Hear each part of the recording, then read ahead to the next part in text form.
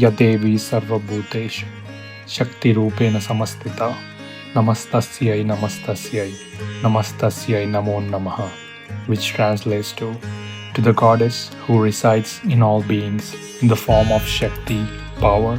I bow down to her. I bow down to her. I continually bow down to her. In every heartbeat of the universe, there echoes a force, fierce yet nurturing, calm yet unstoppable, the divine feminine.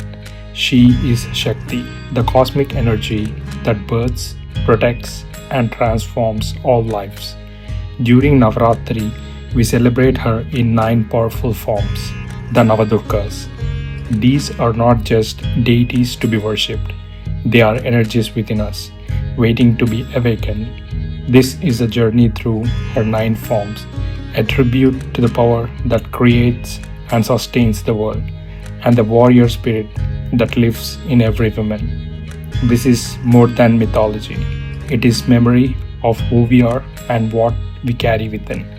This is a tribute to her 9 divine forms, a celebration of feminine power, not as an idea, but as a living force that continues to shape the world. I'm Shaila Putri. There's a mountain within me, built on courage, shaped by strength, rooted in devotion, and held together by patience. As life threw me challenge after challenge, emotional mountains I had to climb, I didn't run. I stood my ground. And when I think about my marriage and how it all unfolded, it feels like standing in the eye of a storm, chaotic, raw, and unforgiving. One moment there was hope, soaring, fierce, and full of promise. The next, it was ripped away, and the ground vanished beneath me. It's like living on shifting sand, never knowing if the next step would lift me higher or break me completely. The pain of it. It isn't just the fear of losing him, it's the ache of glancing love tested over and over, of feeling torn between my people who raised me and the person who feels like home to me. Then I stayed grounded in what I believe, in who I am, and in the love I carry. I didn't fight the storm. I just stood there, strong but calm. My journey to love, acceptance, and peace hasn't been quick and easy. It's been slow, sacred, and real. Was I scared? Yes.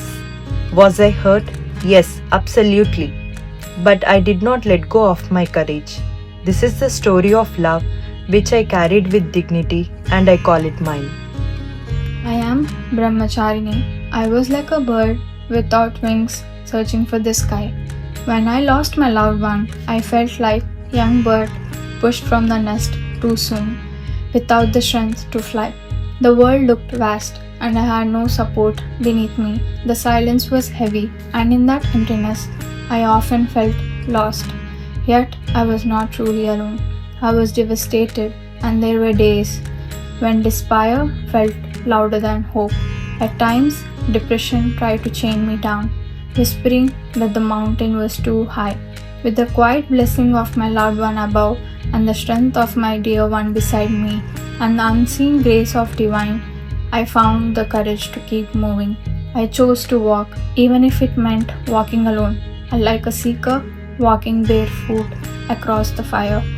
I embraced the trials, My books became my beats, my discipline, my path, and learning became my meditation. I sacrificed choices, I gave up comfort, and I stood alone in the foreign land away from the home, reminding myself that every struggle was shaping me into something stronger.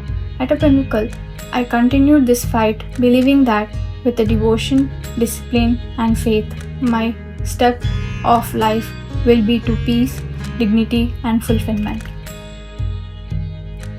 I am Chandraganta. Life evolves on its pace. In that rhythm, we carve our way forward.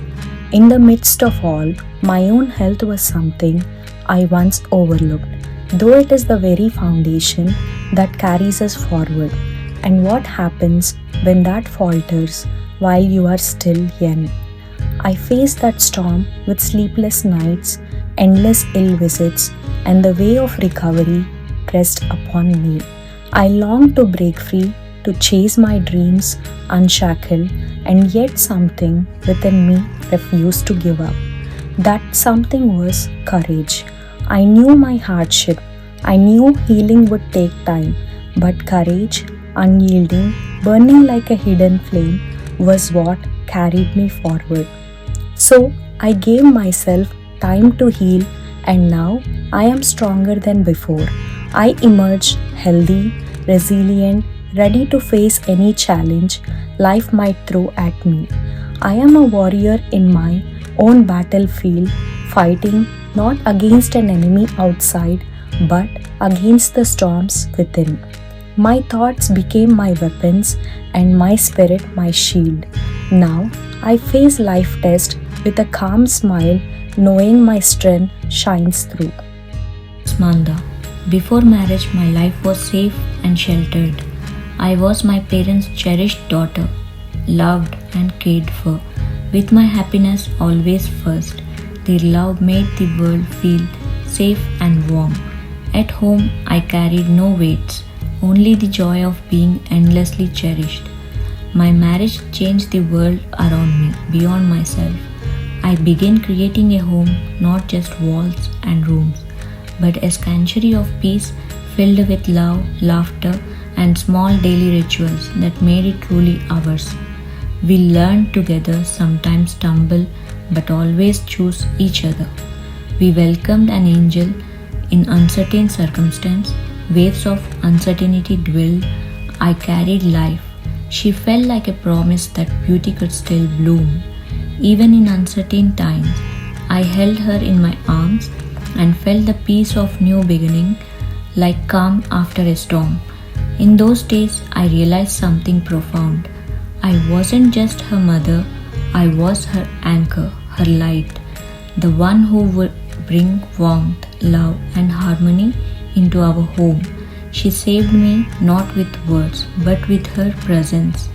I built myself, discovering strength I don't know I had. I became a source of light, peace, and harmony, carrying within me the quiet beauty of life and the ability to cherish every moment. The paradox of love, protection, and purpose. Love was the instant I held him. I suddenly had 4 arms, wielding strength, tenderness, unwavering patience all at the same time. As days blurred into nights, I made a promise to myself. My love will never nurture him into weakness. Instead, it is fierce enough to step back and let him become who he is meant to be. A node of protection. As I navigated my self-doubt as a mother, I realized I cannot shield him from everything always, so I must make him invincible. By living strong in body, clear in mind, rooted in gratitude, and confident in dignity, I model the life I want him to see. Strength as normal, resilience as practice. Through this, he learns to endure, rise, and remain undefeated. My purpose. He walked into the house one evening with worry in his eyes. "Amma," he asked, "today someone at school made a wrong choice and got other hurt. How can I know what is right?" I knew I was now nurturing his compass. I held his gaze and spoke. "It is my duty to ensure you know what is right, I nourish you with clarity, ethics, and conscience. And then it's yours to act on it without wavering. I felt a seed sprout in his mind. He stood a little taller that evening. In that moment, I knew this is why I'm here. I am Katyayani. I was raised in a close-knit, protective environment where life felt safe and secure. Life stepped me to meet someone who began as a friend but soon became much more, a partner I wished to walk with through life. He walked from a different backspace, yet none of these differences mattered to me. My heart had chosen, and I was willing to let myself hold on to that bond. When I expressed this wish, my family, bound by tradition, rejected it. What followed was a long battle, a storm of emotions, love clashing with duty, conviction colliding with fear. At last, though it came with tides and backsteps, my family agreed. It was not a victory of defiance, but of endurance and inner strength and courage to choose love over silence, a spirit that stood firm against the tide of society. Through those mild periods, I discovered a force within myself I hadn't known before. The power of resilience, the courage to claim what was right, and the will to walk my path. I too had to rise, unyielding, unafraid, and determined, to fight for what was true and just. That fierce light became my guiding force, carrying me through and shaping me into who I am today. I am Kalaratri. Born from the deepest night, I carry a power both terrifying and a tender protector, who stands guard not only over others but over my own shattered self, transforming wounds into weapons of light. I have been through some really dark times, things no kid should ever have to face. When I was very young, someone close to our family hurt me in a way that left deep scars. It was confusing, scary, and painful, something I was not ready for, and no one should be. That kind of betrayal shakes you to your core, makes you question everything around you, even yourself. Instead, I found a fire inside, a fierce, quiet strength that kept me moving forward. That experience shaped me. It made me who I am. It's a part of my story, but it's not the whole story. The path I went through did not end me. It made me stronger, wiser, and more compassionate. I listen when no one else will. I stand up when others stay silent. And I remind those around me that even in the darkest time, there is hope. Life can get better, and sometimes the toughest battles make the strongest warriors. I am Mahagauri. My life has often felt like a lotus rising in still waters. Fragile at first, yet holding the quiet strength of purity. Even when the world around me was clouded with challenges, I tried to remain steady, rooted in clarity and calm. There were times when my work was placed under a sharp light. I had given my best, but the outcome did not meet the expectations around me. In that moment, it was easy to feel the weight of judgment, yet instead of letting it break me, I turned inward.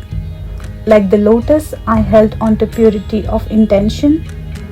Like a flame, I let the moment refine me, not burn me. And like a river, I chose to keep flowing forward, carrying lessons instead of regret. Each challenge I faced became a reflection of strength within me. All became part of quiet penance, shaping me into someone stronger, calmer, and more determined. My journey has never only for myself, it is one of becoming a purity around. I see it as a river that flows, giving quietly, lifting others along its path. The peace I carry is not only for me, but also a light for those around me, a reminder that strength and serenity can walk together.